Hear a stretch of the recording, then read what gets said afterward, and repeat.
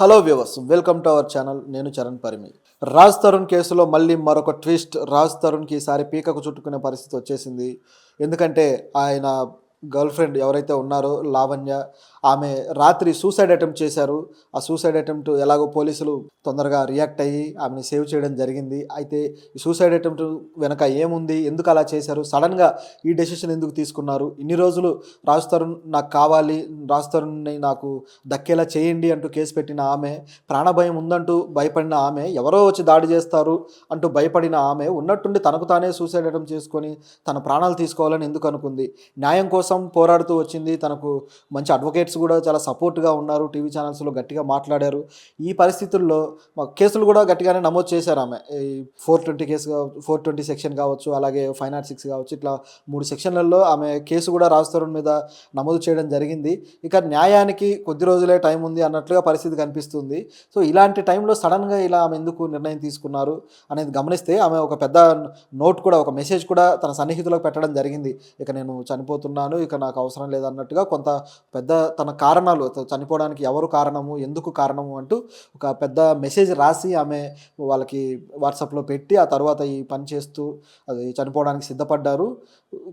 ఒకవేళ పోలీసులుగా లేట్ అయి ఉంటే జరిగిపోయేదేమో ఒక దుర్ఘటన, కానీ వెంటనే రియాక్ట్ అయ్యి పోలీసులు కూడా ఆమెను కాపాడారు.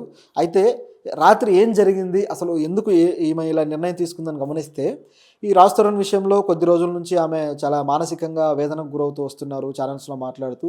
అలాగే కొంతమంది వ్యక్తులు, ఈ సోషల్ మీడియా పీపుల్ కావచ్చు, అలాగే ఆమెకి రాజ్ తరుణ్కి సంబంధించిన సన్నిహితులు కావచ్చు, ఇట్లా అనేక మంది వ్యక్తులు ఆమె మీద లేనిపోని అభాండాలు వేయడము లేదా ఆమెను తప్పుపట్టడము, ఇలాంటివన్నీ ఆమె చూస్తూ వస్తున్నారు. సో ఇవన్నీ చూడడం వల్ల ఒకవేళ మానసికంగా ఆమె బాగా డిప్రెస్ అయ్యారా, బాగా దిగులు పడి నన్ను ఇట్లా మాట్లాడుతున్నారు, తోలనాడుతున్నారు అని చెప్పేసి ఆమె ఎక్కువకి తీసుకుందా అని చెప్పేసి అనిపిస్తూ ఉందన్నమాట.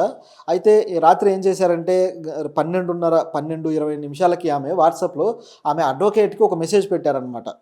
సో ఇట్లా నేను ఇక ఈ లోకం నుంచి వెళ్ళిపోతున్నాను, నా పయనం పూర్తి చేశాను అంటూ ఆమె మెసేజ్ పెట్టడం జరిగింది. ఈ లోకం నుంచి వెళ్ళిపోతున్నాను, నేనేంటో తెలిసిన వాళ్ళే నన్ను అవమానించారు, నన్ను అపార్థం చేసుకున్నారు, సో నన్ను తప్పుపడుతున్నారు అంటూ ఆమె ఒక చాట్ మెసేజ్ రాశారనమాట. సో ఎప్పుడైతే ఆమె ఇట్లా నేను వెళ్ళిపోతున్నానని మెసేజ్ పెట్టారో వెంటనే ఆమె అడ్వకేట్ రాజేష్ కుమార్ ఆయన వెంటనే ఇమీడియట్గా ఆమెకి కాల్స్ కూడా చేయడం జరిగింది. దాదాపు 5 కాల్స్ చేశాడు ఆమెకి. అయితే ఆ కాల్స్కు ఆమె రిప్లై ఇవ్వలేదు, కనీసం రిటర్న్ కాల్ చేయలేదు. సో ఆయనకి ఇంకా కంగారు అయిపోయింది. వెంటనే ఆయన పోలీస్ హెల్ప్ లైన్ కాల్ ఉంది కదా 112, సో దానికి కాల్ చేయడం జరిగింది. సో వెంటనే పోలీసులు రియాక్ట్ అయిపోయి, జస్ట్ ఒక 5 నిమిషాలు ఆయన కాల్ చేశాడు. పోలీసులు రియాక్ట్ అయిపోయి అక్కడికి చేరుకున్నారనమాట, ఆమె లొకేషన్కి, ఆమె ఫ్లాట్ దగ్గరికి. ఆమె ఆల్రెడీ ఒంటరిగా ఉంటుంది, ఫ్లాట్లో ఎవరు ఆమెకి సపోర్ట్గా లేరు కాబట్టి. సో ఆమెకి ఇమీడియట్గా సూసైడ్ చేసుకోదలుచుకుంటే ఇమీడియట్గా చేసుకునే అవకాశం ఉంది. సో వెంటనే పోలీసులు రియాక్ట్ అయ్యి అక్కడికి వెళ్ళారు. దాదాపు ఒక 1:30 ఆ టైం కల్లా, 1:15 నిమిషాలు ఆ టైం కల్లా చేరుకొని ఇమీడియట్గా ఆమెని సూసైడ్ చేసుకోనికుండా ఆపడం జరిగింది. అయితే ఏ విధంగా సూసైడ్ చేసుకోవాలనుకుంటున్నారు ఏంటి అనేది అడ్వకేట్ తెలియజేయలేదు, కానీ పోలీసులు తెలియజేయచ్చు. ఇంకా పోలీసులు ప్రెస్ మీట్ అయితే ఇంకా ఏర్పాటు చేసినట్లేదు, బహుశా ఇప్పుడు ఈ పూట ఏర్పాటు చేసి ఉంటారు. సో ఇంకా మనకు డీటెయిల్స్ రావాల్సి ఉంది. సో అవి మళ్ళీ వచ్చిన తర్వాత మాట్లాడుకుందాం. అయితే ఏ విధంగా సూసైడ్ చేసుకోవాలనుకున్నారు అనేది అయితే ఇంకా క్లారిటీ రాలేదు. సో ఒక పిల్సా, లేకపోతే స్లీపింగ్ పిల్సా, లేకపోతే ఏంటి ఏ విధంగా అనేది. కాకపోతే ఆమె డిప్రెస్ అయిన విషయం మాత్రం తెలుస్తూ ఉంది. అయితే ఈ విషయంలో తన చావుకి కారణంగా ఎవరెవరిని చూపారు అనే విషయం కూడా మనం ఒకసారి గమనించాలి. నిజానికి ఆమె తల్లిదండ్రులు దూరంగా ఉంటూ గత 2 రోజుల క్రితమే మీడియాలో వాళ్ళు కూడా మాట్లాడారు. వాళ్ళు, నా కూతురు ఇట్లా అందరిలో అవమానపడ్డం కావచ్చు, ఆమెకి ఇట్లా అన్యాయం జరుగుతుంది, అన్యాయం జరగకుండా ఆదుకోండి, కాపాడండి, మాకు న్యాయం చేయండి అని చెప్పేసి ఆమె ఫాదర్ చాలా బాధపడుతూ చెప్పడం కూడా జరిగిందనమాట. సో వాళ్ళ పెయిన్ చూస్తే ఇక ఈమె వెళ్ళిపోతే వాళ్ళు కూడా ఒంటరి వాళ్ళు అయ్యే పరిస్థితిలాగా ఉంది సిచ్యువేషన్ చూస్తే. సో ఇట్లా ఉంది.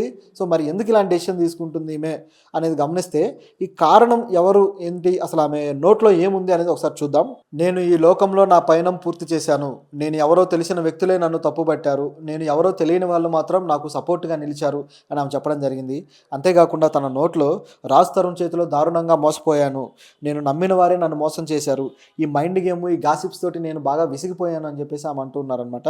అట్లాగే మస్తాన్ కేసులో కూడా కీలకంగా కీలుబొమ్మనయ్యానని చెప్పేసి ఆమె చెప్పడం జరిగింది. ఎందుకంటే ఈ రూమర్స్ ఇప్పుడు వాళ్ళ కేసు విషయాల్లో కూడా కొన్ని రూమర్స్‌నే కేసుగా మార్చడము, సో ఈ అక్రమ సంబంధాలు అంటగట్టడము, ఆ డ్రగ్స్ సంబంధించి ఇవన్నీ అంటగట్టడం అనేది ఆమెకు చాలా పెయిన్‌ఫుల్‌గా అనిపించాయి.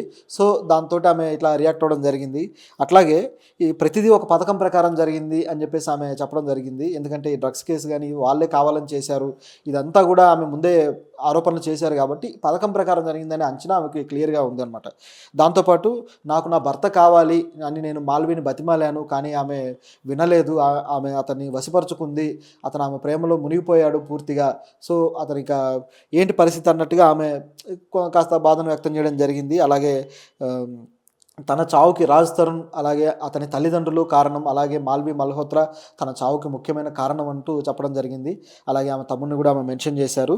సో ఈ రాజ్ తరుణ్ మాల్వి మల్హోత్రాతో బాగా ఎంజాయ్ చేస్తున్నాడు అంటూ చెప్తుంది. దాంతోపాటు ఇక ఆమె మోజులో పడిపోయాడు.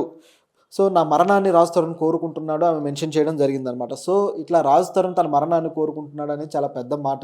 ఎందుకంటే ఇప్పుడు దాకా ఇందులో కూడా ఒక డిఫరెంట్ వెర్షన్ కనిపిస్తుంది. ఇప్పుడు దీంట్లో కూడా ఆమె ఎంతో పెయిన్ తోటి ఎంతో డిప్రెస్ అయ్యి ఇది చావడానికి సిద్ధపడి ఈ మెసేజ్ పెట్టినట్టుగా తెలుస్తుంది. అయితే ఇందులో ఒక డిఫరెంట్ కోణం ఏంటంటే ఈమె పెట్టిన కేసులు మొదట ఆమె రాజ్ తరుణ్ మీద కేసు పెట్టలేదు.